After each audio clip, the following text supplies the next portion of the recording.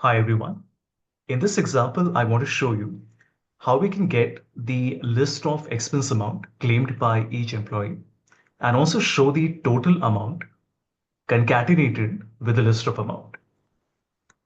This is the answer that we are expecting. Let us first look at the data that we have.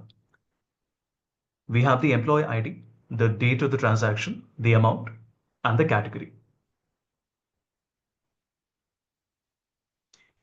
The answer that we are expecting is for the unique list of employee IDs, a list which is comma separated of all the amounts claimed by that employee. And at the end, we have the total amount, the sum of all the transactions. For our reference, I'm going to take a screenshot of both the formulas, but I will be showing you how to write the formula from scratch. But so that all of you can follow with me a little easier, I am also keeping a screenshot here as a reference for everyone. Perfect. Let's get started. The first thing I want to do is to use the unique function, and that will give us a list of the unique employee IDs, E001, 2, and 3.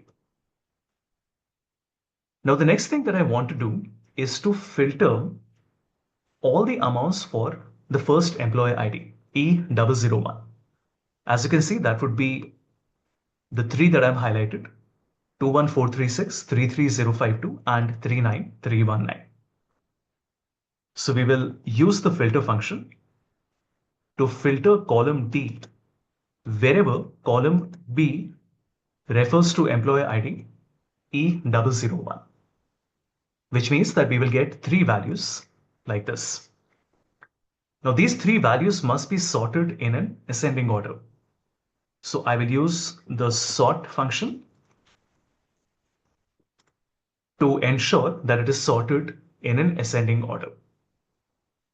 Now, because our formula is going to be a little long, I also want to use the let function that allows me to declare variables.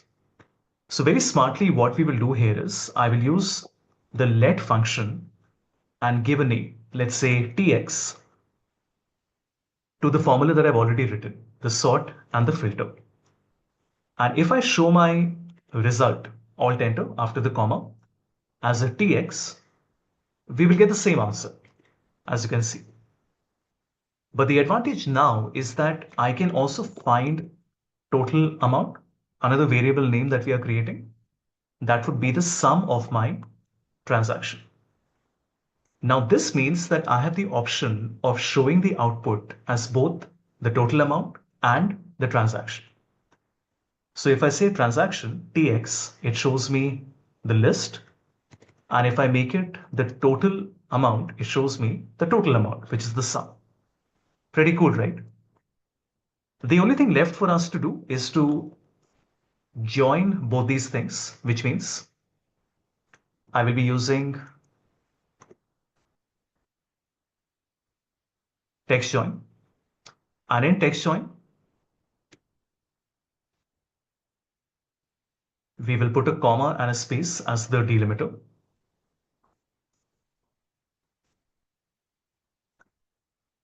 And I'll take my transactions like this. To this, I want to concatenate a bracket, another concatenate, and we take our total amount, one more concatenate, and we close the bracket like this. And as you can see, now we get a list of all the values along with the sum at the end. I think there's a space that I missed out before the left bracket, the opening bracket. Let's put that. And there we go, everyone.